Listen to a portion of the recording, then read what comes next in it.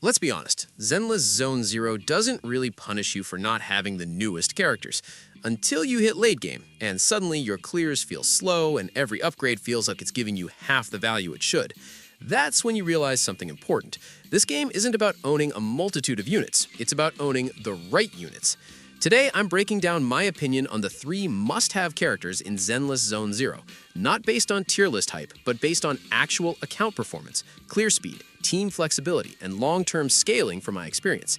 These are the units that don't just add damage, they change what your account is capable of, make bad builds playable, and turn stressful content into routine clears.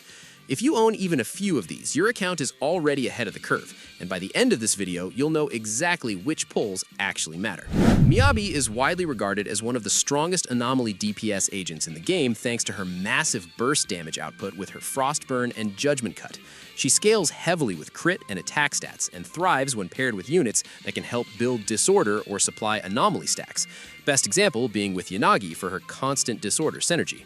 Miyabi's kit also gives her additional frost stacks and resistance penetration when team members trigger disorder, making her not just strong, but reliably lethal in high-level Shiyu content. I had the pleasure of picking up Miyabi's second mindscape, and since then, I genuinely haven't felt the need to invest in another ice unit on my account. Mindscape 2 doesn't just give her more damage, it fundamentally stabilizes her entire rotation. Her Frostburn uptime becomes consistent, her burst windows line up cleanly with real combat pacing, and her anomaly application becomes so reliable that you stop worrying about missing disorder triggers entirely. What that means in practice is that Miyabi stops feeling like a character you have to manage and starts feeling like a character that simply runs the team for you. YIXUAN, introduced in version 2.0 as the first character with the Auric Ink variation of Ether and the Rupture specialty, making her a unique powerhouse on your account. Her damage isn't just raw numbers, she deals sheer damage that completely ignores enemy defense, scaling with a special stat called Sheer Force that grows from her max HP, which means she becomes both tanky and lethal as her build improves. In combat, she builds adrenaline instead of energy and unleashes devastating EX specials and ultimates that have heavy area damage. What makes YIXUAN particularly valuable is that she starts combat with full adrenaline, can regain it through perfect dodges, parries, and attacks, and consistently converts that into high sustained DPS without relying on defensive breaks or long setup times. She's a main carry that remains flexible and powerful in both single target and group clear situations. Most notably, Mindscape 2 introduces a condensed ink mechanic tied to her Endless Talisman Suppression ultimate. Each time she uses that ultimate, she gains a stack of condensed ink, which can be consumed to unleash high amounts of damage, up to 1200% of her sheer force, through an enhanced EX special variant. This essentially gives her a second burst window tied to technique and skill execution, smoothing out her damage and turning what would be occasional big hits into consistently huge hits. Together, these effects make Mindscape 2 not just a damage percentage bump, but a meaningful improvement to her burst timing, enemy control, and resistance penetration. In short, it makes her kit more formidable against high defense enemies and gives her extended windows to deal her signature sheer damage.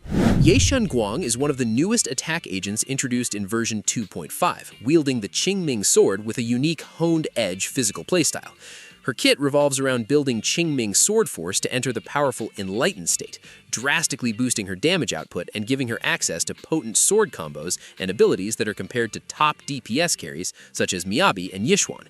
She also interacts with Ether Veil mechanics and can deal enormous damage when properly activated, making her a major pick for Ether Veil compositions.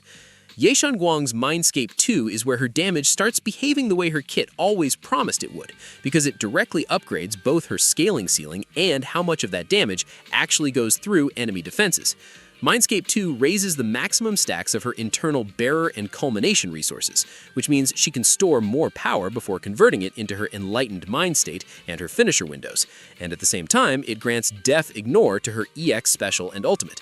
In late-game content, where enemy defense heavily suppresses normal DPS output, that Death Ignore is massive. It means her biggest hits stop being softened and start landing much closer to their true multipliers. In real gameplay, this turns her from a strong physical carry into a reliable boss killer because her burst windows become heavier and more consistent, and every rotation you execute actually converts into real damage, instead of being partially lost to scaling penalties. At the end of the day, this is what really matters. Zenless Zone Zero isn't about chasing every new banner. It's about building an account that stops caring about banners.